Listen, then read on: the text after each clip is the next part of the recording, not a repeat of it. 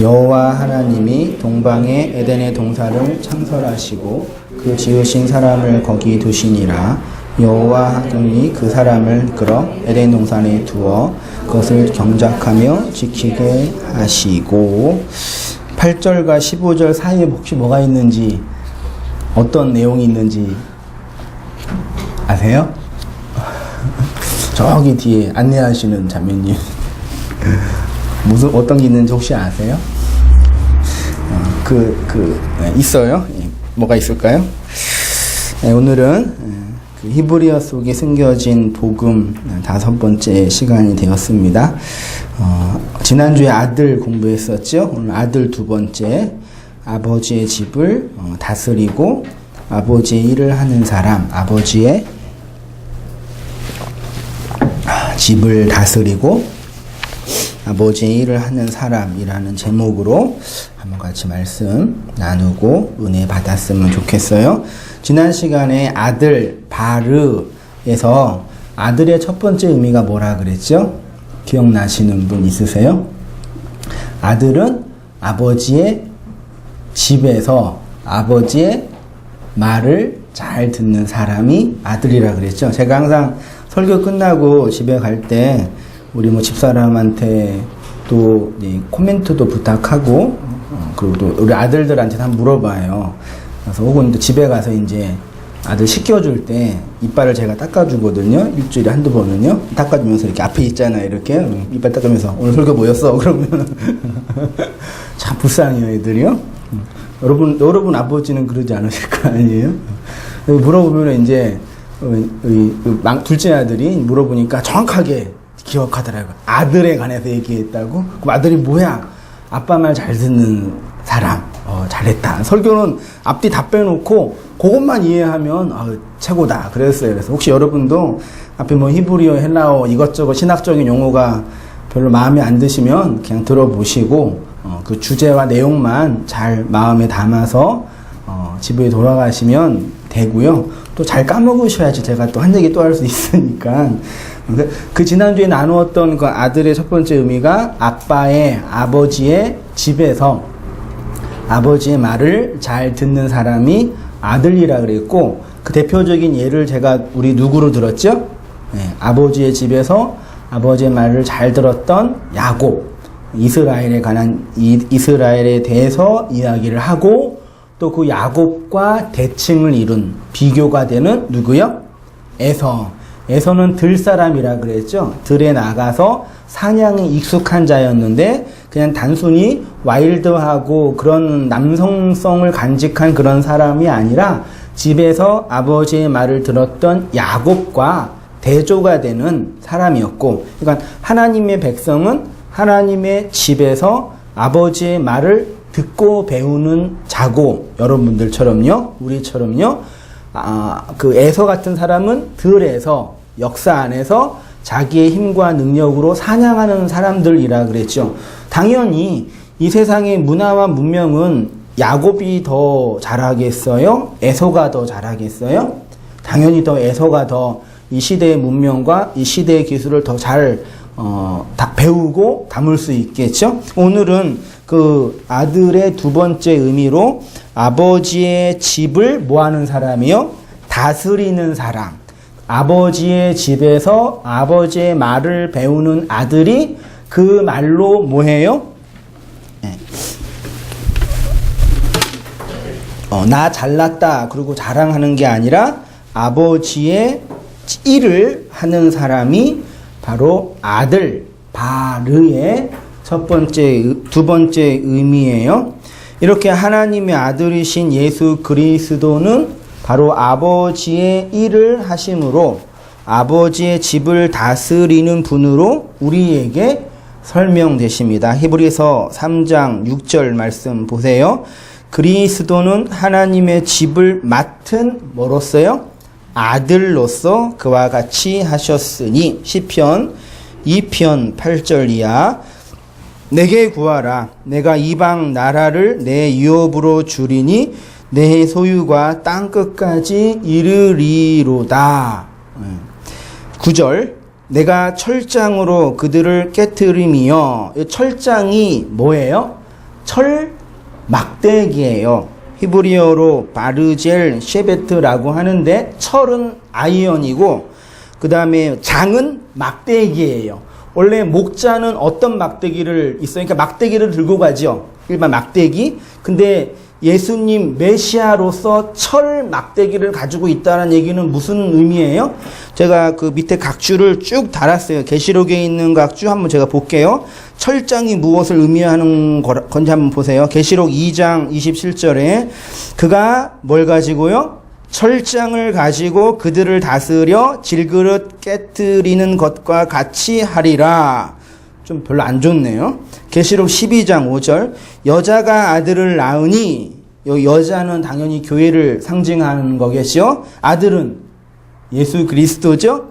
교회가 아들을 낳는 구도예요. 아들을 낳으니 이는 장차 그 아들이 뭐한대요? 철장으로 만국을 다스리는 남자라. 성경에서 남자는 예수님이고 여자는 그 예수의 신부인 교회를 상징한다고 자주 말씀드렸죠. 계시록 19장 15절 그의 입에서 예리한 뭐가 나와요? 검. 그러니까 철장 그 막대기는 하나님이 말씀으로 다스리는 것을 상징하는데 성경 전체에서 앞에 철이 붙으면 뭐예요? 그게 심판을 상징하는 거예요. 그래서 말씀이 우리에게 임할 때 최초로 경험되지는 인식이 뭐예요? 그 말이 나를 심판해요. 그 심판을 받기 때문에 하나님의 영원한 심판에서 면제되는 구도죠. 어쨌든 시편 2편의 메시아시에서 그 아들이 철장으로 그들을 깨뜨리며 질그릇같이 부수리로다. 누구를 깨뜨릴까요? 10절에 그런즉 군왕들아 너희는 지혜를 얻으며 세상의 재판관들아 너희는 교훈을 받을지어라. 군왕 재판관 누구예요? 왕이 누구예요? 여러분이에요. 하나님을 믿지 않는 이 세상의 모든 사람을 제가 뭐라 그랬어요? 왕, 신이라 그랬죠.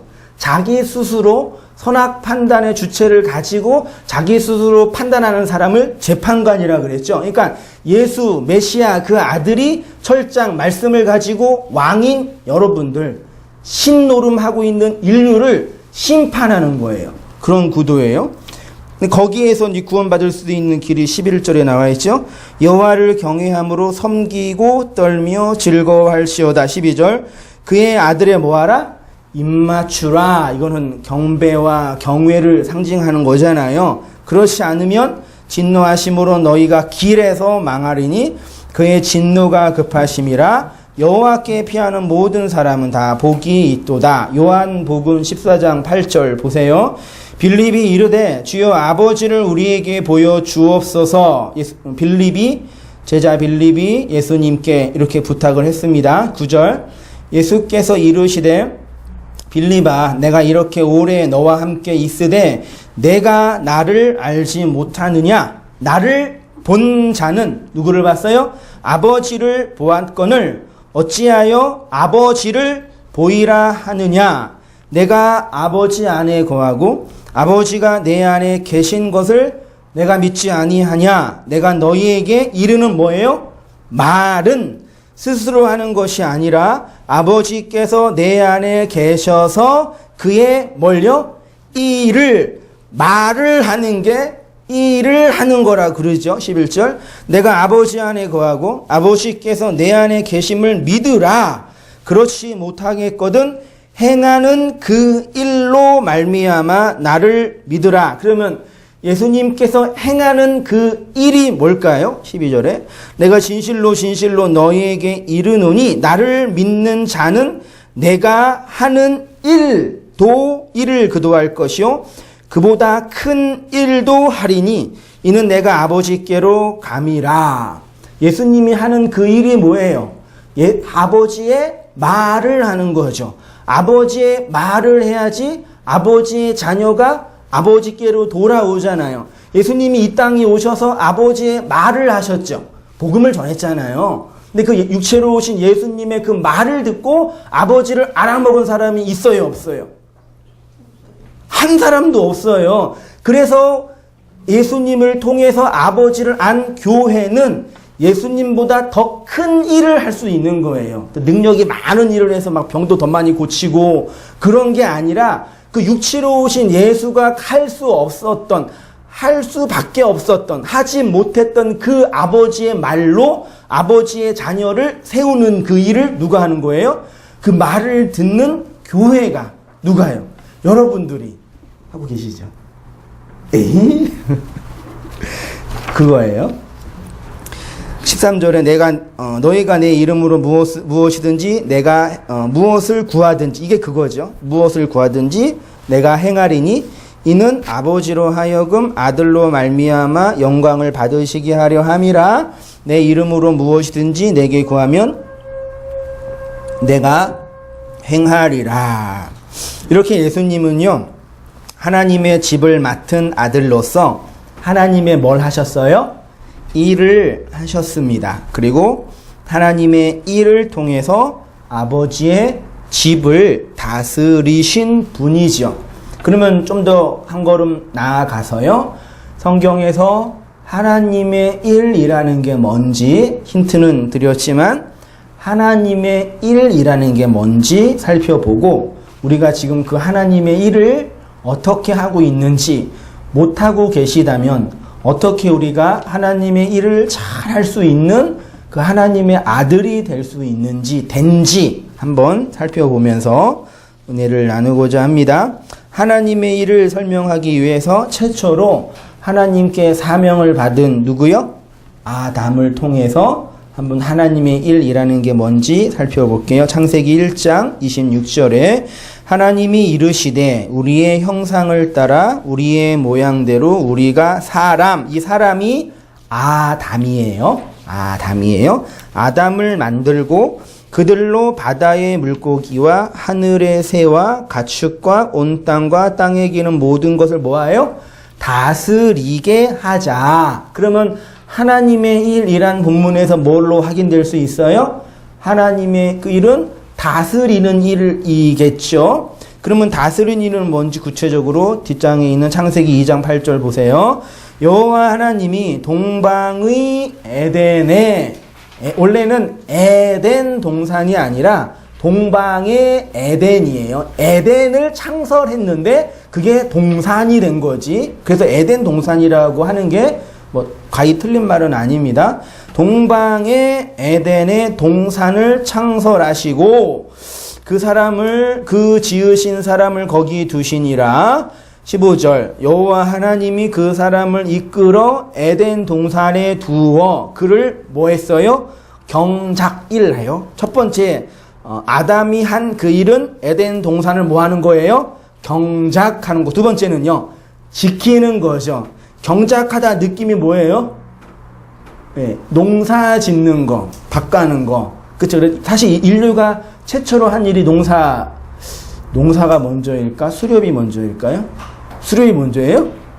쟤는 그러네? 아무튼 농사일처럼 느껴지는데 한번 살펴볼게요. 경작하는 것, 그 부분이 아담이 해야 할 유일한 일은 4개의 강, 에덴 동산에 4개의 강이 있었어요. 밑에 각주 제가 달았는데 비손강, 기혼강, 히데겔강, 유브라데스 강이라 그러는데 모형론을 얘기하는 신학자들이 이 4개의 강이 뭐예요? 4개의 복음이다라고 얘기해요. 아무튼 그 4개의 강이 있는 에덴 동산을 경작하고 지키는 일이었는데, 이렇게 에덴의 동산을 경작하고 지키는 일이 아버지의 일, 지난주에 얘기했던 것처럼 장자가 해야 하는 일이라고 말하고 있습니다. 그러면 에덴 동산을 경작하고 지키는 그 일이라는 게 뭔지 한번 원문을 근거로 살펴볼게요. 경작하다가 히브리어로 뭐라고요? 아바드라고 하고 지키다는 샤마르라고 해요. 오늘은 아바드만 집중적으로 나눌 것 같습니다. 아바드가 성경에서 주로 사용된 단어는 경작하다 보다는 섬기다, 봉사하다라고 많이 번역이 됐어요. 경작하다라고 번역된 부분은 요것 하나뿐이 없더라고요. 성구를 찾아보니까. 그러니까 이 아바드가 섬기다인데 히브리어로 굳이 파자를 하면, 제가 히브리어 썼는데 한번 보세요. 그냥 맨 앞에 있는 게 아인이라는 알파벳이에요. 눈처럼 생겼죠. 눈을 두 개, 그 작게 그어져 있잖아요. 이게 아인이라는 알파벳이에요. 이게 보다, 눈, 샘 그런 걸 상징해요. 베트는 많이 보셨죠? 이제 알죠, 이거는요. 요거는 알죠. 관심이 없어요? 집이에요. 어디 안. 그 다음에 기역자 있죠? 이게 달레트라는 단어인데 문 그런 걸 상징해요. 그래서 이제 그대로 그냥 설명을 하면 섬기다라는 단어, 그림 단어 속에 있는 의미는 집에서 집의 문을 보는 것, 집에서 문을 보는 것, 뭐 그렇게 설명할 수 있는데 이것이 바로 누가 하는 일이다? 종이 하는 일이에요. 종이 집에서 문에서 주인을 보는 사람이 종이래요. 출애굽기 21장 6절 상전이 그를 데리고 재판장에게로 갈 것이요 또 그를 문이나 문설주 앞으로 데리고 가서 그의 그것에다가 송곳으로 뭘 뚫어요? 귀를 뚫을 것이라. 그는 종신토록 그 상전을 섬기리라. 종은 달레트 문에서 귀로 뭐예요? 듣지요. 자매들 귀 다 뚫으셨죠? 이 원래 고전적인 의미는 무슨 의미예요? 누구누구의 종이 된다. 종은 귀가 뚫려서 뭐 하는 거예요? 주인의 소리만 듣는 거예요. 종의 의미는 주인의 소리만 듣겠습니다. 주인만 바라보겠습니다가 사실 종이고 그게 아바드, 섬기다의 단어가 가지고 있는 의미란 얘기입니다. 이렇게 종은 문에서 자신의 귀를 뚫린 사람이지요. 당연히 문에서 귀로 주인의 소리를 듣는 자가 종이에요. 하나님의 종이세요? 그것이 바로 종이, 주인을 섬긴다라는 의미예요. 그런데 성경을 살펴보니까 언약의 기둥에서 자신의 전 존재가 뚫려서 종의 일을 하신 분이 누구예요? 우리가 믿고 있는 예수 그리스도십니다. 빌립보서 2장 7절 바울이 이렇게 신약으로 설명합니다. 오히려 자기를 비워 종의 형체를 가지사 사람들과 같이 되셨고 사람의 모양으로 나타나사 자기를 낮추시고 죽기까지 복종하셨으니 곧 십자가에서 죽으심이라. 출애굽기 21장 6절에 그 달레트 문 기둥이 결국 십자가에서 자신이 못 박혀 죽은 예수 그리스도의 언약의 기둥을 이미 설명하고 있는 거죠. 그래서 이렇게 예수님이 종이 되심으로 어떻게 됐어요? 우리가 하나님 앞에 왕 같은 제사장이 된 거예요. 계시록 5장 9절 보세요. 그들이 새 노래를 불러 이르되 두루마리가 뭐예요? 구약성경이에요. 구약성경은 두루마리로 되어 있었어요. 가지시고 그 인봉을 떼기에 합당하시도다. 일찍 죽임을 당하사 각 족속과 방언과 백성과 나라 가운데서 사람들을 피로 사서 하나님께 드리고 10절 그들로 우리 하나님 앞에서 나라와 제사장을 삼으셨으니 그들이 땅에서 뭐 한대요? 왕 노릇 하리로다 그랬어요. 예수님의 이러한 구속사가 바로 에덴 동산에서 아담을 지으시고 하나님의 집 에덴 동산에서 하나님을 섬기는 아바드의 삶을 설명하는 원형이고 모형이었다라는 얘기죠. 에덴 동산은 인간들이 보편적으로 생각하는 그 유토피아적 신라건 그 죄가 없는 무의 평안한 상태 정도가 아니에요. 에덴 동산은 원래 하나님이 거하려고 만드신 하나님의 거처, 그거를 뭐라 그래요? 성전이라 그래요. 그러니까 하나님이 이 세상에 하나님 당신을 우리에게 가르쳐 주시려고 어떤 원형을 설명하려고 모델하우스로 모형을 주셨는데 그게 성전이에요. 그래서 성전을 주셨는데 그 솔로몬 성전이 지어지기 전부터 솔로몬 성전의 그 전 단계 성전이 뭐라 그랬어요? 그게 성막이라 그랬죠. 성막이 하나님이 임재하는 걸 상징하는 거였고 그 성막이 지어지기 전에는 성전의 역할을 뭐가 했다 그랬어요? 아브라함과 이삭과 야곱의 집이 한 거죠. 그리고 이 성전을, 성막을 최초로 상징한 게 에덴 동산, 이 동산이라는 게 울타리가 지어졌거든요. 이 울타리가 히브리어로 해라는 단어 이렇게 기역자에다 이렇게 뭐 하나 내리면 돼요. 이게 울타리를 이렇게 그림으로 설명한 건데 그게 히브리어로 간이라는 단어예요. 그게 성전 울타리, 동산이에요. 그러니까 에덴 동산을 지어서 거기 성전의 역할을 하게 하는 누구를 세운 거죠. 그게 아담이 하는 일이었다는 얘기죠. 그런데 문제는 거기에서 하나님의 성전과 하나님을 설명하기 원했던 하나님의 사역이 어떻게 됐어요? 아담과 하와의 타락으로 이제 된 거죠. 그래서 아담과 하와가 하나님이 거하시는 처소 성전에서 어떻게 됐어요? 쫓겨났잖아요. 쫓겨난 다음에 어떻게 했어요? 하나님께서요. 에덴 동산을 막으셨어요. 그게 이제 창세기 3장 24절 이하 보세요. 이같이 하나님이 그 사람을 쫓아내시고 에덴 동산 동쪽에 그룹들과 두루 도는 불칼을 두어 생명나무의 길을 뭐하게 했어요? 지키게 하시리라. 여기 지키다가 히브리어로 샤마르예요. 아까 그 경작하며 지키다의 그 단어랑 똑같아요. 이렇게 예수님은 십자가에서 자기의 몸을 찢으심으로 우리가 에덴 동산으로 돌아갈 수 있도록 그 길을 열어주셨죠. 그러니까요, 진짜 십자가의 복음을 알아서 진짜로 구원받은 성도, 교회는 단순히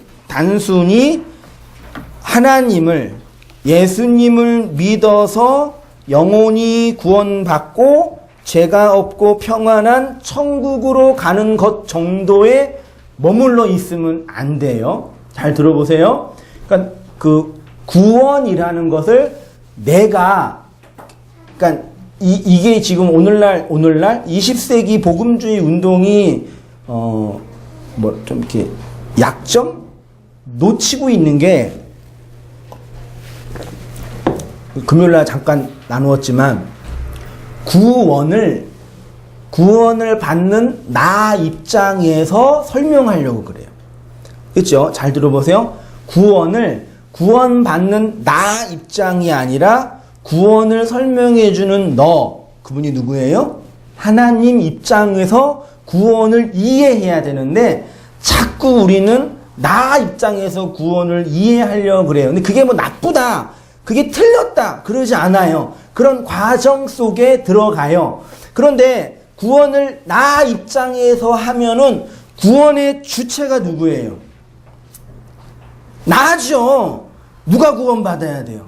내가 구원받아야 돼요.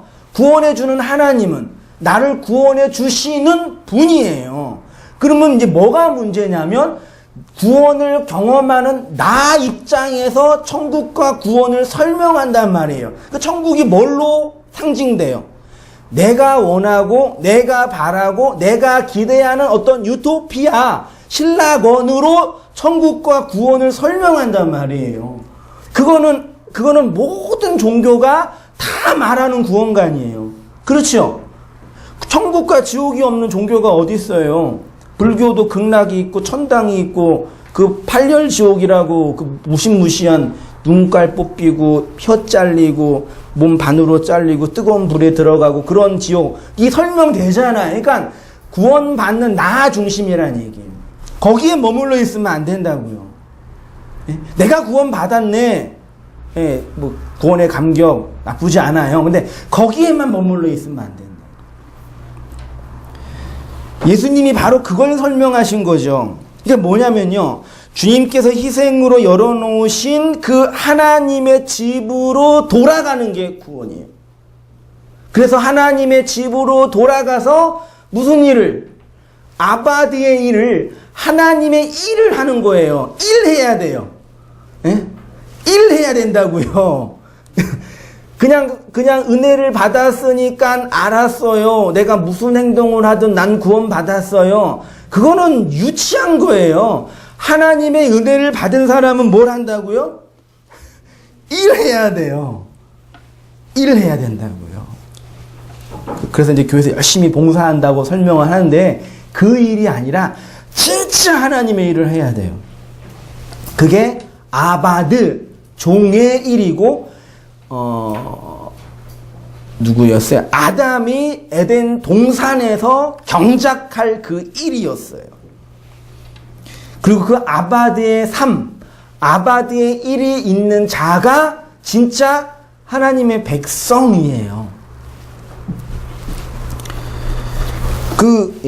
이러한 영적 비밀과 원리는 하나님의 나라를 계시하기 위하여 만든 성막에 그대로 예표되어 있더라고요. 하나님께서 모세에게 출애굽기 36장에서 성막을 만들라고 하셨죠. 그때 특별히 성막 안에 있는 성소의 문을 만들라 그래요. 여러분, 성막에 문이 몇 개 있어요?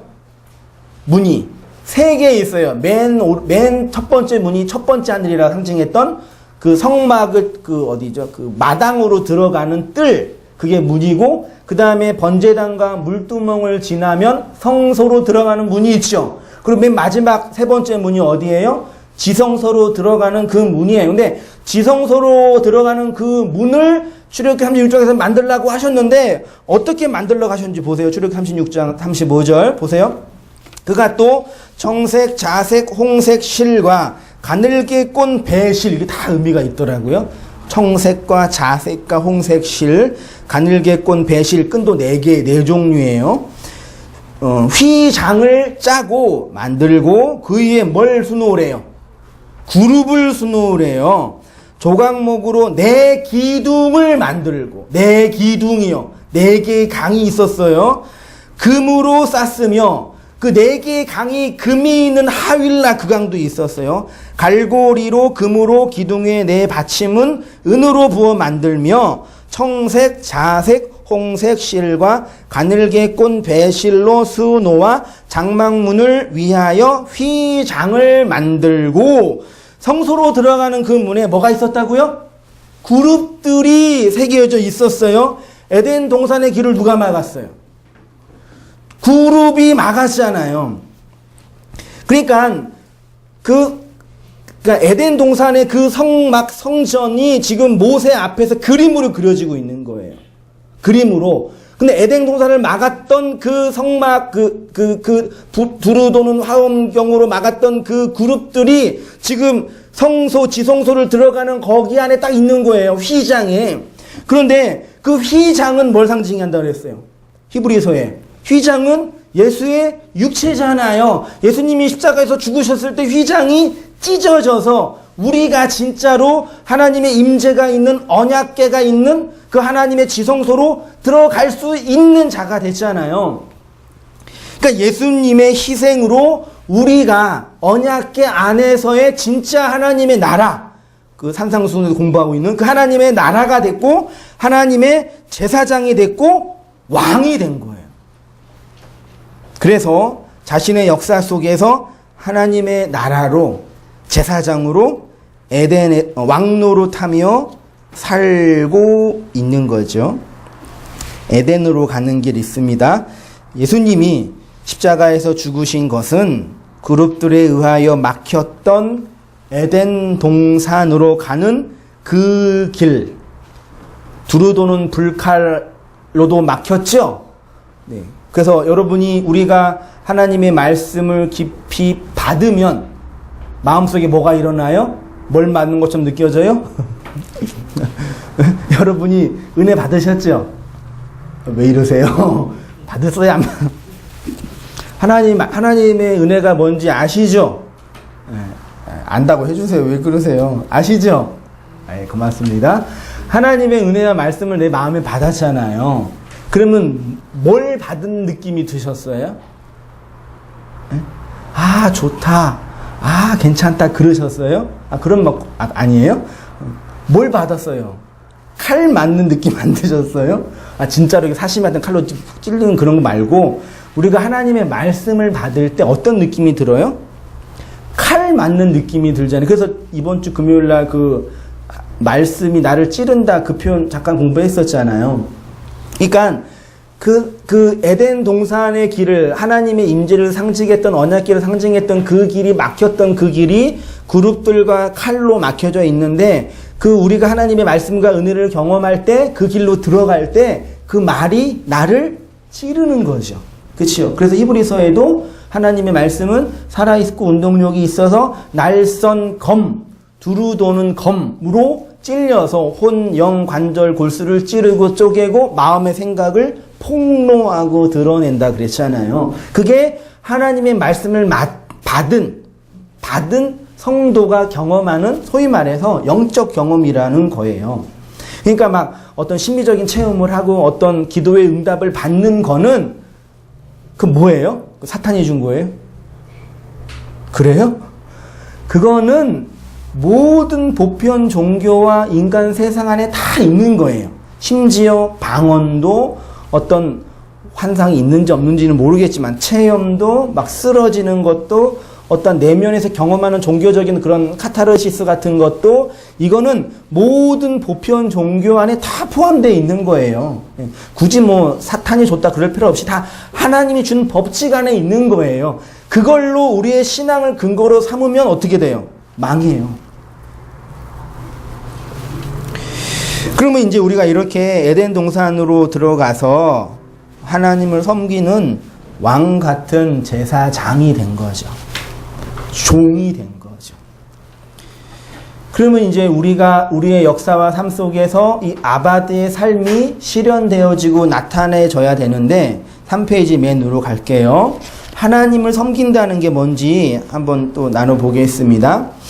우리가 하나님을 섬긴다라고 할 때 그 섬김의 본질이 무엇이냐 그랬습니다. 제가 여러분에게 그런 말씀 자주 드렸잖아요. 기독교는 하나님을 섬기는 종교가 아닙니다. 근데 찬송가 가사나 CCM이나 우리의 간증 속에서 그런 섬김의 가사가 많이 있어요. 오늘도 오다가도 CCM 들으면서 아는데 그 내 몸 주님께 드립니다. 그 뭐였더라? 하여튼 그 찬양도 있어요. 들으면서 내 몸을 주님께 드린다고 하는데 열심히 불렀거든요. 청년 때 지금도 불러요. 근데 저 혼자 속으로 이 몸 주님이 받으셔서 어디다 쓰시려고 어디다 쓰시려고 그러실까? 그런 좀 회의 섞인 그런 생각이 들어요. 그러니까 잘 들으셔야 돼요. 하나님을 섬기는 종교가 아닙니다라고 하는 것도 맞고 하나님을 섬기는 종교다도 맞아요. 아시겠죠? 근데 섬김이라는 그 단어의 의미가 우리가 일상적으로 이해하는 국어사전적인 의미라는 얘기. 그러니까 제가 말씀 연구하고 이런 거 말씀 나누면서 어떤 이게 고민이 드냐면 대부분의 사람들이 기독교나 성경을 상식과 보편인적인 이해와 국어사전적인 단어 수준으로 성경을 이해하고 그렇게 받아들여요. 근데 그건 되게 자연스럽고 당연한 일이더라고요. 그러니까 설교자나 교회는 뭘 해야 되겠냐면 구체적으로 우리가 국어사전적으로 이해하고 있는 그 용어들 있잖아요. 섬김도 그렇고 그 뭐 회개도 그렇고 온유도 그렇고 그런 국어사전적인 용어가 그게 아니고 성경에 이런 의미가 있습니다라고 재해석해 주는 일을 교회가 목사가 설교자가 해야 한다고 생각이 들거든요. 그러니까 어떤 의미에서는 우리가 하나님을 섬기는 게 맞아요. 네? 하나님을 잘 섬겨야 돼요. 열심히 섬겨야 돼요. 놀면 안 돼요. 근데 그 섬김의 내용이 뭔지를 알고 섬겨야 한다는 얘기죠. 여기 볼게요. 하나님을 섬기는 것은 하나님께 잘 보이기 위해서 치성을 드리는 종교적인 헌신이 아닙니다. 치성은 되게 좋은 겁니다. 우리의 육체, 우리의 마음, 우리의 돈, 우리의 시간을 다 하나님께 바쳐서 드리는 게 왜 나빠요? 많이 드려주세요. 그런데 거기에 머물러 있으면 안 된다고요. 기독교는 하나님께 우리의 유격적 소원을 비는 종교가 아니에요. 이렇게 하면 당장 이제 질문 나오죠. 그럼 목사님 기도도 하지 말라는 얘기입니까? 그렇게 이해하지 마세요. 우리의 유격적 소원을 잘 비는 매뉴얼로 만들어진 게 뭐예요? 그게 종교예요. 그게 이데올로기예요. 어떻게 하면 우리가 이 땅에서 내 소원과 내 바람을 잘 빌까? 그거를 매뉴얼로 잘 만든 장치가 인간이 만든 인간의 본성 안에 있는 종교예요. 근데 기독교는 그렇게 우리의 유격적인 욕망과 소원을 하나님께 비는 방식으로 움직여지는 게 아니란 말이에요. 세상의 모든 종교는 인간이 신에게 비는 방식으로 종교 행위가 나타나야 합니다. 그것이 율법 종교의 핵심이고 구약 종교, 우리가 믿고 있는 구약 종교도 이런 모양새를 가지고 있어요. 그런데 신약을 가지고 있는 기독교는 한번 줄쳐보세요. 하나님을 섬기는 것이 하나님께 비는 것으로 나타나는 것이 아니라 하나님을 섬기는 것이 하나님께 받은 말을 흘려주는 것으로 나타나는 거예요. 이건 많이 듣는 분들은 제가 맨날 하는 얘기니까 알기는 잘 아실 거예요. 그런데 그걸 많이 들어서 아는 거랑 실제로 그 말을 하는 거는 달라요.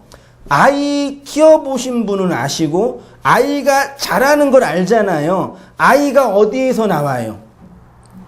엄마 배에서 나오죠. 아래에서 나오죠. 그러니까 아래 여인에 나오는 그 아기 집, 아기 길을 입이라고 성경이 얘기해요. 아래의 입이라 그래요. 그런데 아래의 입에서 나온 그 생명이 위의 입의 언어를 배우지 못하면 사람이에요, 짐승이에요? 짐승이에요? 잘 생각해봐요. 옛날에 그런 얘기도 있었잖아요. 거기 뭐죠? 정글북 같은 이야기 그 뭐더라? 늑대 소년 같은 거 있잖아. 막 태어나자마자 인간의 엄마 아빠의 유전자를 받고 태어났어요. 완전히 인간이에요. 근데 그 아이가 정글에서 이 늑대에 의해서 길러졌어요. 그래서 문명세계가 그 아이를 발견해가지고 문명세계로 데리고 왔어요. 한 10살 넘어서. 근데 그 아이가 어떻게 됐어요? 문명세계에 적응을 못하고 죽었어요. 그러면 그렇게 태어난 아이, 사람인데 늑대에 의해서 길러진 그 아이는 육체적으로는 DNA는 사람이지만 실제로 뭐예요? 이리예요, 진짜. 그 이리처럼 소리내고 늑대처럼 밥 먹고 늑대 행동을 하더라고요. 그러니까 뭘 하고 싶냐면 아래 이 세상에서 육체를 갖고 태어난 모든 인간이 아니에요. 그 인간이 아버지의 말, 엄마의 입, 이 위의 입으로 교육받고 훈련받아서 말을 잘 가르치면 그 아이가 뭐가 돼요? 아빠, 엄마, 그럼 이제 엄마 아빠 이제 뒤집어지죠. 우리 애가 벌써 말을 했다고. 그래서 그 말을 배우면 진짜 엄마 아빠의 아들이 되는 거잖아요. 맞죠? 그걸 그대로 신앙의 영역에 접목시켜 보세요. 우리가 성령으로 거듭나서 이 땅에 태어나서 뭘 배운다고요? 아버지의 말을 배워서 아빠, 엄마를 부르는 자가 되는 거예요. 그러니까 아버지의 말이 있어야, 그 말을 할 수 있어야 진짜 사람이 될 수 있는 것처럼 진짜 하나님의 말을 해야 진짜 하나님의 자녀가 되는 거지. 이 땅에서 기술과 하나님 잘 섬기고 봉사해서 무엇인가 많이 얻어내서 쉽게 말하면 늑대 같은 그 아이에게 밥 잘 먹고 예쁜 옷 입고 귀걸이하고 코걸이하고 예쁘다 그러면 그게 말이 되냐고요. 근데 오늘날 이 종교가, 기독교가 그렇게 말을 안 가르치고 예쁘게 치장시키고 훈련시켜서 실력 있는 늑대를 만들려고 그런다면 조금도 아니죠. 그러고 있잖아요.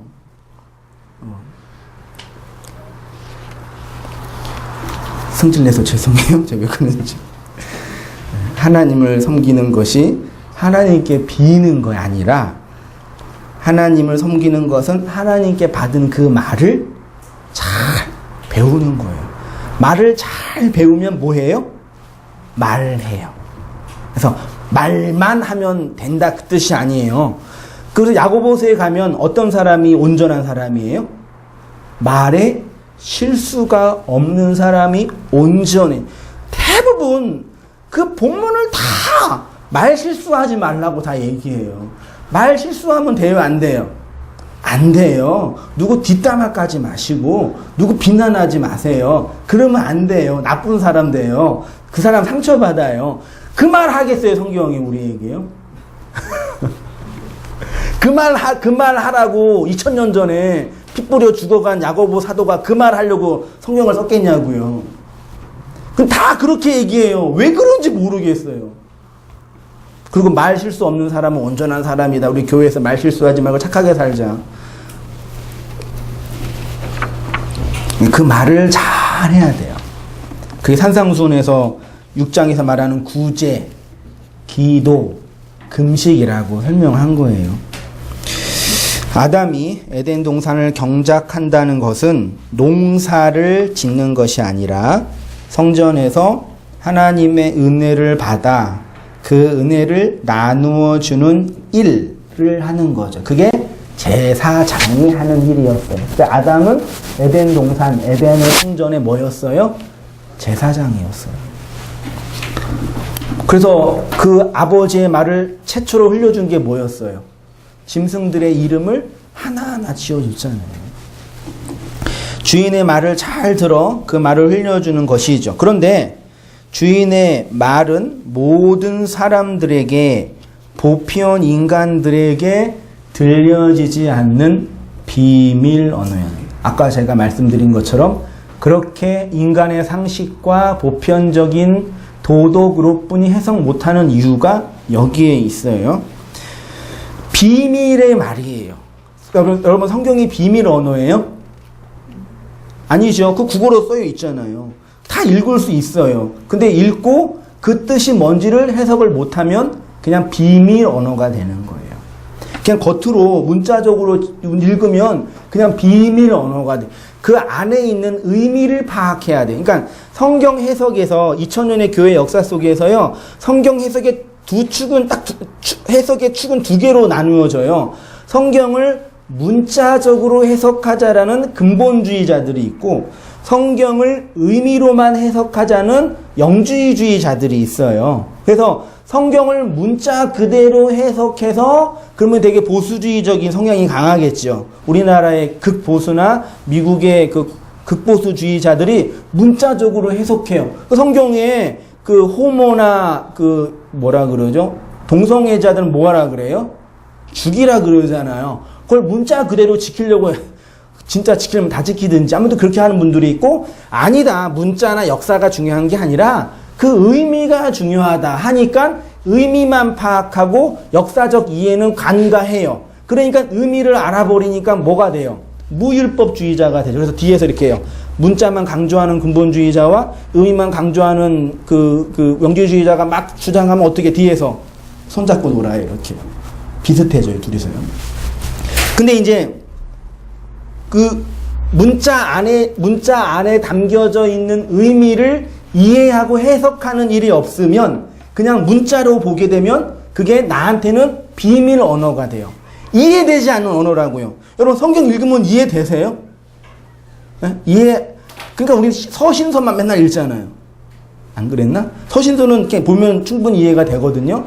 그 이해가 안 되니까 감춰진 언어가 된다고요.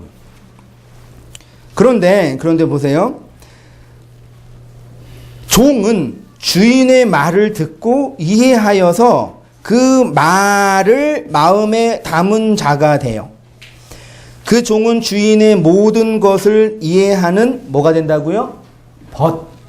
친구가 됩니다. 신분으로서는 하나님의 아들이 기능적으로는 하나님의 종인데 그가 하는 일은 하나님의 친구로서 하나님의 말을 하는 거죠. 그래서 성경에서 여기 야고보서 2장 23절에 보세요.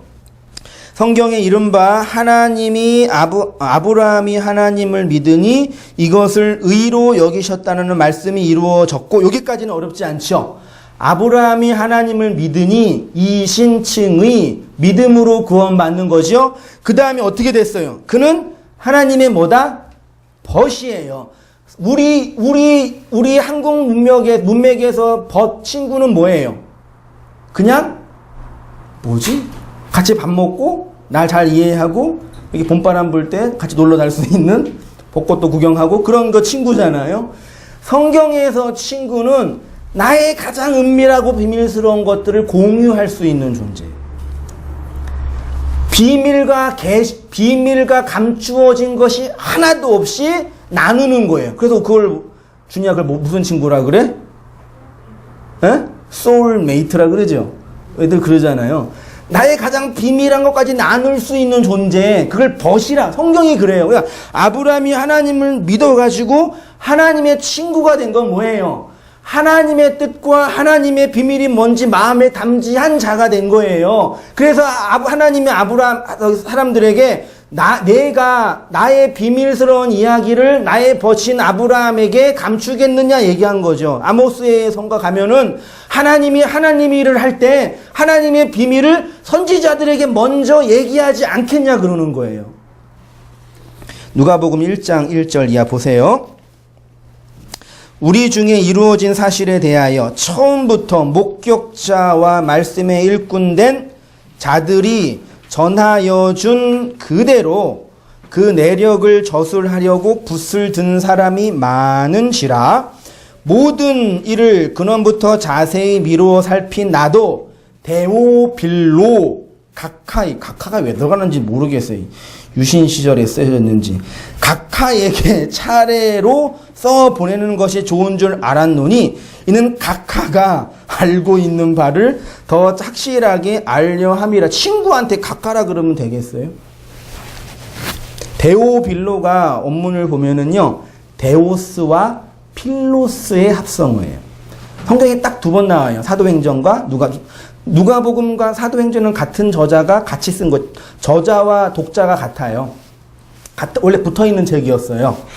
근데 데오빌로는 누구한테 썼냐면 하나님의 친구에게 쓴 거예요. 하나님의 친구에게 뭐해요? 말씀의 목격자 된 일꾼된 자가 처음부터 자세하게 예수 그리스도와 십자가의 복음을 자세하게 설명해 주는 거예요. 비밀 없이. 그게 친구예요. 이렇게 하나님의 친구에게 복음이 전수돼요. 하나님이 내 인생 밖에 있는 너가 되면 나는 그 하나님에게 뭘 받아요? 심판을 받은 자죠. 왜? 내 밖에 있는 하나님은 나와 불화한 존재예요. 여러분 잘 들으세요. 내 밖에 있는 하나님은 나와 불화한 존재예요. 나와 구별된 너로서의 하나님은 내 밖에 있는 분이기 때문에 그 하나님이 나를 심판하러 오신다고요. 그래서 그 내 밖에 있는 너가 나 안으로 함몰되는 연합이 있는 그 자가 구원받는 거고, 그게 하나님의 친구, 벗이 된 거예요. 그 예수님께서 친구를 위하여 목숨을 버리는 것에 이보다 더 큰 사랑이 없다라고 말씀하신 거잖아요. 그 친구가 됐는데 그 사람을 성경은 뭐라 그래요? 종이라고도 하고 일꾼이라고도 하고 하나님의 비밀을 맡은 자라고도 하고 제사장이라고도 하고 왕이라고도 하는 거예요. 이거를 신약적으로 한마디로 말하면 제가 어떻게 설명했냐면 집사의 일을 하는 장로, 어른이 되는 거고, 이걸 한마디로 말하면 교사의 일을 하는 거예요. 여러분 다 그럼 뭐가 되셔야 돼요? 교사가 돼야 돼요. 그래서 말하는 거 배워야 돼요. 제가 말을 잘해요, 못해요? 잘한다고 해주세요. 제가 말을 잘해요, 못해요? 고맙습니다. 원래 제가 어렸을 때 우리 애들 보면서 고등학교 졸업하기 전까지는 진짜 말을 못했어요. 그러니까 학교에서 발표하라 그러면 손도 못 들고 자존감도 약하고 또 공부도 못하니까, 원래 공부 못한 애들이 좀 자존감 약하거든요. 그래서 말도 못하고 나 이렇게 공부도 못할까 그러고 쭈삣쭈삣하고, 그리고 실제적으로 혀도 짧아가지고 말 잘 못해요. 근데 이게 결이야 힘내 참어. 들리지 않는 말 얼마나 힘들겠어요, 여러분. 목사 아들의 고통이에요. 근데 소위 이제 성령 받고 은혜를 받으니까 뭐가 열려요? 말이 열려요. 그러니까 제가 저를 이렇게 보면은 설교 언어와 일상 언어 용어가 좀 달라요. 그래서 일상 언어의 용어는 되게 말을 못해요. 그치요?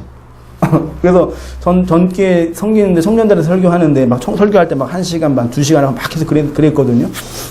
나중에 청년 회장이 이게 칭찬인지 이게 압박인지는 모르겠는데, 목사님은 참 말은 잘 못하시는데 설교는 잘 하신다고 그렇게 그런 식의 용어들은 뭐 하다가 얘기하려고 그러는지 아시겠죠? 그러니까 이 땅의 언어에 대한 말을 잘하고 못하는 거는 그 사람의 성품과 뭐 교육 환경과 그것에 따라 달라요. 그렇죠? 그런데 이 하늘의 말, 하나님의 말을 잘해야 돼요. 실제로 사람들 많이 만나 뵈니까요, 진짜 그냥 성경과 복음과 상관없이 말 자체를 좋아하고 잘하는 분들이 계셔요.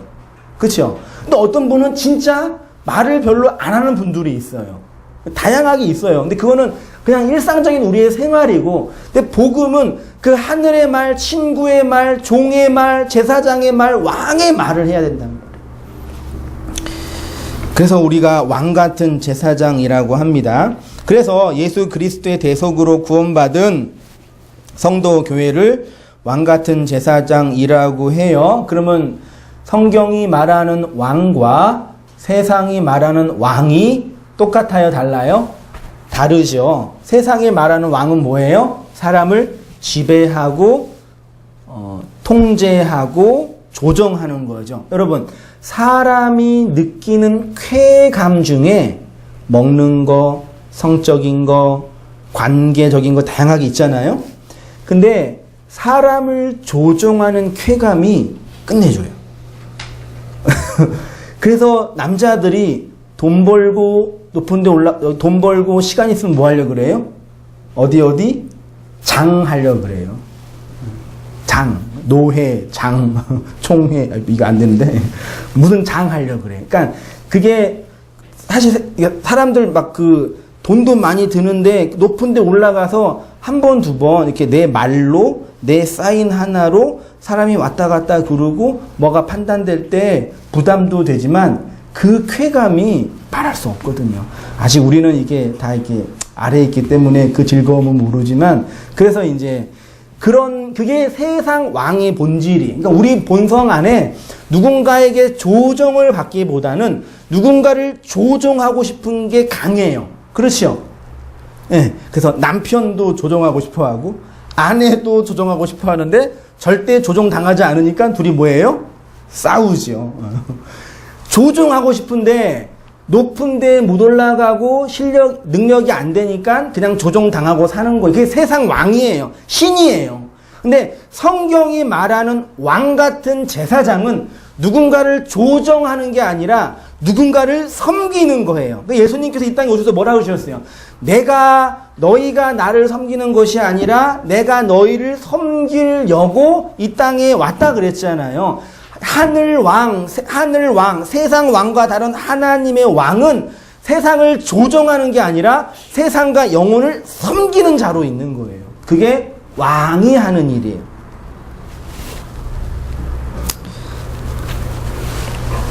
성도가 이 세상에서 왕 같은 제사장이 된다라는 것은 바로 제사장으로 섬기는 왕이 된다라는 얘기입니다. 왕 같은 제사장으로 오신 예수님이 이 역사 속에서 어떤 일을 하셨냐면 아버지의 집에서 아버지의 양식을 나누어 주는 일을 하셨고, 왕 같은 제사장은 하늘의 양식으로 이 땅의 이웃들을 먹이고 그들을 양식을 먹여서 구원시킨 거예요.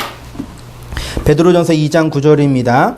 너희는 택하신 족속이요 왕 같은 제사장들이요 거룩한 나라요 그의 소유된 백성이니 이는 너희를 어두운 데서 불러 그의 기이한 빛에 들어가게 하신 이의 아름다운 덕을 선포하게 하려 하심이라. 충성되고 지혜 있는 종이 있죠. 충성과 지혜 있는 종이 되어 뭐해요? 주인에게 그 집 베이트예요. 오이코스인데 사람들을 맡아 때를 따라 뭘 나누어 준대요? 양식을 나누어 줄 자가 누구냐? 그 일을 누가 했어요? 요셉이 했어요. 애굽 온 땅이 굶주림에 백성이 바로에게 부르짖어 양식을 구하는지라. 애굽 온 땅이 율법에 갇혀있는 온 세상이 진리, 은혜가 없어서 배고파 죽어가고 있어요. 그래서 뭐해요? 부르짖어요. 부르짖고 있단 말이에요. 그래서 양식을 구해요. 하늘의 양식이 없어서 그 양식을 달라고 간절히 구하는데 그 양식은 누구에게 있어요? 요셉에게 있다고요. 아브람과 이삭과 야곱을 통해서 그 사랑을 마음에 담은 요셉. 제가 한번 말씀드렸죠. 구약의 아브람과 이삭과 야곱은 마태복음과 누가복음과 마가복음과 누가복음을 상징하는 거라고 얘기했잖아요. 그래서 마태, 마가, 누가를 누가 완성해요? 사랑의 사도인 요한이 완성하잖아요. 그래서 요한을 사랑의 사도라 그러잖아요. 구약에 가면은 아브라함의 하나님, 이삭의 하나님, 야곱의 하나님은 있는데 요셉의 하나님은 없어요. 왜요? 요셉이 하나님의 자리에서 하나님의 일을 하는 자로 있기 때문이에요. 그러니까 네 개의 복음을 통해서 그 사랑이 뭔지 안 하나님의 백성은 그 사랑을 양식으로 나누어 주는 거예요. 그게 산상수훈회에서 계속 제가 맨날 매주 얘기하는 주제죠. 말라기 3장 10절 만군의 여호와가 이르노라 너희의 온전한 11조 10의 하나 마지막 하나를 참고 나의 집에 양식이 있게 하고 지비해요. 그것으로 나를 시험하여 내가 하늘문을 열고 너희에게 하늘의 초월의 복을 그 양식을 통해서 나누어 온전한 11조 생활을 하세요. 온전한 11조가 돼야 돼요.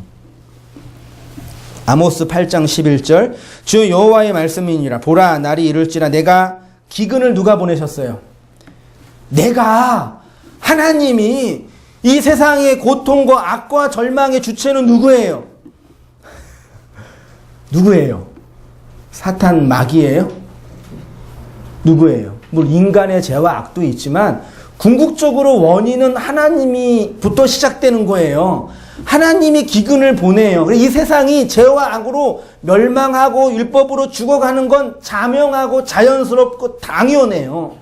기근으로 죽어간다. 기근을 하나님이 보내신대요. 양식이 없어 주림이 아니요 물이 없어 가람이 아니요 여호와의 말씀을 뭐한대요? 듣지 못한다. 말을 못 듣는데요. 말을 하는데 말 같지 않아서 이 말이 돼요? 말 같지 않는 말이 뭐예요? 말 같지 않는 말을 하니까 그 말이 뭔지 이해를 못하는 거예요. 성도가 예수님을 섬긴다, 하나님을 섬긴다 하는 것은 어떤 종교적인 열정과 감정적인 경험으로 심리적 카타르시스를 느끼는 것이 아닙니다. 혹은 열심히 몸으로 노동을 하듯이 교회 일을 하는 것도 아닙니다. 성도의 진정한 섬김, 아바드의 섬김은 그 집 사람들, 즉 하나님의 자녀들에게 양식을 나누어 주는 것, 말씀을 잘 가르치는 것. 그래서 신약성경 소위 말해서 목회 서신에 가면은 성도나 목사의 자격 중에 하나가 뭐예요? 장로나 집사나 감독의 자격 중에 하나가 말씀을 잘 가르치는 거예요. 그러니까 교수 방법을 잘한다. 인문학이나 교육과에서 말 그런 개념이 아니에요. 말씀을 기술적으로 잘 가르치는 게 아니라 그 말을 마음에 담아서 진짜 양식으로 나누어 줄 수 있어야 되는 거예요. 근데 잘 못 나눠줘요. 그러니까 맨 처음에 제가 설교할 때 항상 듣는 그 목사님 신학교는 뭘 배워요? 신학교에서는 뭘 배워요? 신학을 배워요. 그냥 2000년의 교회 역사 속에서 나온 신학을 배울 뿐이에요. 말씀의 텍스트는 안 배워요. 그따가 신학교 무시하지 마세요. 공부 열심히. 저 공부하다가 죽을 뻔했어요, 진짜. 공부하다가 죽을 뻔한 적 있으세요? 진짜 죽을 뻔했어요, 3년 동안. 집에도 못 가고. 그러니까 신학을 배운다, 그런 개념이 아니라고요. 그래서 부활하신 예수님은 모든 민족에게 이 말을 나누어주고 전하라라고 했습니다. 예수님의 명령에 순종하는 충성되고 지혜로운 종이 될 때 모든 소유를 그에게 맡긴다 그랬고, 모든 소유는 아까 시편 2편에 있는 열방이라고 그랬죠. 이것이 교회가 조직교회든 성도 개인이든 교회라는 조직 공동체가 감당해야 할 가장 중요한 일이고 모든 일이에요. 그런데 여전히 많은 교회는, 성도는, 사람들은 이 일을 잘 못하고 있는 것 같아요. 그래서 예수님이 역사 속에 있는 교회를 향해서 뭐라 그래서 지난주에요? 장사하는 집, 강도의 굴혈이라고 그랬죠. 공이 마태, 마가, 누가, 요한복음에 예수님의 성전 청결 사건이 나와 있어요. 사복음서에 다. 근데 마태, 마가, 누가복음에서는 강도의 굴혈이라고 했는데 요한복음에는 장사하는 집이라고 설명을 했어요. 여러분, 장사를 잘하려면 뭘 잘해야 되죠? 장사 잘하는 분 계세요? 우리 온땅교회 성도도 장사하느라고 주일날 장사하느라고 못 오고 있는데, 장사를 잘하려면 뭘 해야 돼요? 영업사원 없어요? 우리 전국 1등 영업사원 그런 거 없나요? 우리 교회는요? 장사를 잘하려면 말을 잘해야 돼요. 그렇죠? 말 못하면 영업하면 안 돼요. 근데 언어라는 게 원래 어떻게 나왔냐면, 그 최초로 나온 언어가 소위 말해서 뭐 페니키아나 애굽이나 메소포타미아 이런 데서 문자가, 그래서 맨 처음 문자를 무슨 문자라 그래요? 상형 문자란. 상형 문자는 원래 인간이 장사하려고 만든 언어가 아니라 인간이 천재, 신에게 드리려고 만든 문자예요. 그래서 피라미드나 고대 무덤에 가면은 그 문자, 세게 문자가 있잖아요. 그거 외계인이 쓴 게 아니라, 진짜 웃겨요. 그 외계인이 썼다, 어떤 사람들은. 그 정도 그 외계인을 기다려야 된다고. 외계인이 쓴 게 아니라 인간이 신에게 바치는 문자예요. 근데 인간이 교육을 하고 인간의 문명이 발전하면서 그 문자를 가지고 신에게 바치는 종교의 일은 먹고 사는데 별로 도움이 안 돼요. 농사할 때는 도움이 돼요. 왜요? 그 신이 비를 내려주니까. 이제 농사 안 해도 먹고 살 수 있잖아요. 교육을 하면 되니까요. 그러면 교육을 하려면 어떻게 해야 돼요? 이 문자가 가벼워야 돼요. 쉬워야 돼요. 그래서 문자가 발전하는 거는 인간이 많이 교육을 할 때 가능해요. 그래서 그 중국 한자 있잖아요. 지금 중국 한자는 옛날 그 한자가 아니라, 그러니까 그냥 되게 이상하게 바뀐 거죠. 심플하게 바뀌어요, 언어가요. 지금도 언어가 우리나라도 놀랬어요. 한마디로. 헐. 예수께서 민망히 여기시니. 이게 그 단어, 그러니까 지금 한 10년, 20년, 30년 후에 성경도 바뀔 것 같아요. 예수님께서 헐 하셨다. 언어가 아주 심플하게 바뀌어요. 그러니까 그 언어를 가지고 인간은 뭐예요? 장사해요. 교육한다고요. 그 아라비아 숫자도 원래 기원 전 1, 2세기경에 만들어졌다고 하는데 실제로 사용된 거는 15세기 이후예요. 숫자가 필요한 거니까. 1, 2, 3, 4는. 그 전까지 1, 2, 3, 4 없었어요. 그러니까 인간이 먹고 살려고, 돈 많이 벌려고, 재화를 축적하려고 교육을 해야 되니까 문자를 사용한 거예요. 인간이 하나님을 섬겨서 하나님의 뜻을 알고 배우는 과정으로 문자를 주셨는데, 인간들은 그 문자를 가지고 뭐예요? 장사를 한단 말이에요. 어디에서요? 성전에서요. 그래서 강도가 된 거예요. 그 당시 유대인들이 막 돈 가지고 누구 훔치고 그게 아니라 하나님이 주신 이 은혜, 율법 가지고 장사를 하기 때문에 강도의 굴혈이고 장사하는 집이 된 거예요. 기도하는 집이 아니라 장사하는 집이 된 거라고요. 그 교회 와서도 뭐예요? 그 장사 잘할 수 있는 방법을 목사한테 가르쳐 달라고 그러니까 목사가 타락할 수밖에 없잖아요. 아니에요? 돈은 제가 잘 벌어요, 여러분이 잘 벌어요. 돈 잘 버세요? 누가 더 잘 벌어요? 현실적으로. 목사가 돈을 잘 벌면 그 말이 안 되잖아요. 맞죠? 그 그러니까 목사 타락은 다 성도의 탓이. 농담입니다.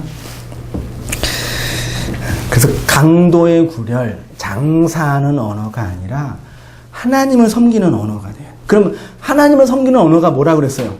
이웃들에게 그 하나님의 말을 나누어주고 전해주고 흘려주는 거예요. 이해되시죠? 예수님 믿으면 힘내. 큰 교회 오면은 연애할 수 있어. 아, 진짜라니까요. 개척교회가 뭐가 힘드냐면은 이 청년들이 이런 사고에 갇혀있다니까요. 오늘 강원지 못 하는데, 왜 그런 조그만 교회 왜 다녀? 그러니까. 이 교회 옮기려면 큰 교회 가지. 왜? 거기 자매들 많이 있잖아. 이씨 그랬는데, 비근한 얘가 그렇다고요. 얘가. 이게 오늘 우리의 세태를 설명하는 거예요. 큰 교회가 좋은 교회예요? 작은 교회가 좋은 교회예요? 네? 큰 교회는 나쁜 교회죠. 요즘에 그런 문제가 있으니까 작은 교회 운동이 있어요. 그분들은 건강한 작은 교회를 만들자 그런 주의. 저는 작은 교회니까 거기에 있어야 되는데 제 큰 교회 욕심이 있어서 그런 게 아니라 착각을 하는 거 사람들이요. 큰 교회는 나쁜 교회, 작은 교회는 좋은 교회. 그런 게 어디 있어요? 큰 교회는 좋은 교회, 작은 교회는 나쁜. 그것도 웃긴 거예요. 그 세상의 관점이란 얘기죠. 그러니까 교회에서 말씀을 가지고 인간의 장사, 인간의 욕망을 부추기는 언어로 사용하지 말고 하나님을 섬기는 아바드의 삶을 사는 제사장의 언어를 해야 된다는 얘기예요. 그러려면 우리가 여러분들이 그 말을 받고 그 말 속에 살아야 돼. 그 은혜 속에서요. 마지막으로 복음으로 세상을 섬기는 교회. 그래서 한번 했습니다. 그러나 온 땅 교회는 우리는 여러분들은 바로 이렇게 복음으로 세상을 섬기기 위해서 존재해요. 온 땅 교회 성도님들도 바로 이 일을 위해서 계셔야 돼요. 아무도 그 종의 일, 친구의 일, 제사장의 일을 못하고 있는 이 시대에 왜요? 왜 많은 사람들이 종의 일을 못해요? 그 아바드의 말을 못 전해요? 그 말을 못 받았으니까요. 세상 말에 그 말이 있잖아요. 누가 사랑을 잘해요? 사랑 받는 사람이. 맞죠? 그러니까 그 말을 왜 못 전하냐면 그 말이 나한테 없기 때문이에요.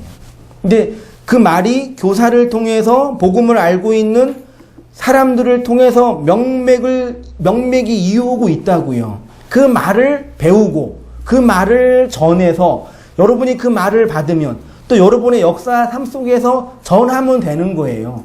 교회라는 조직은 형편과 인간이 만든 인간의 형편에 따라서 조직도 하고 흩어지기도 하고 그렇게 만들면 돼요. 여기가 하나님이 섬기고 이것만 하나님을 섬겨야 돼. 이 교회만 주님의 교회고 그런 거 없어요. 여기에 모였다가 함께 모여서 조직을 만들어서 교회를 세웠다가 또 그 일을 위해서 또 흩어지고 저기서도 하고 그렇게 진리가 전달되고 흘려지는 거란 말이에요. 그걸 잘 배우고 받고 나누어 주는 거예요. 그래서 함께 이 일에 동참하시고 헌신. 제가 여태까지 제 설교 한지 이제 주일 설교 한지 1년 반 돼가고 있는데 헌신, 책임 이런 단어 거의 안 썼어요. 진짜 그래서 근데 그 의미를 아시겠죠? 진짜 이 의미를요. 진짜 헌신해야 할 게 뭔지, 책임을 다할 게 뭔지 그 의무를 다 하셔서 주님의 종으로, 주님의 친구로 여러분의 이웃들에게 그 진짜 양식을 나누어주는 분이 되셨으면 좋겠고, 그 목사님 나 아직 힘들어요. 그럼 어떻게 해야 돼요? 잘 배우세요, 그냥요.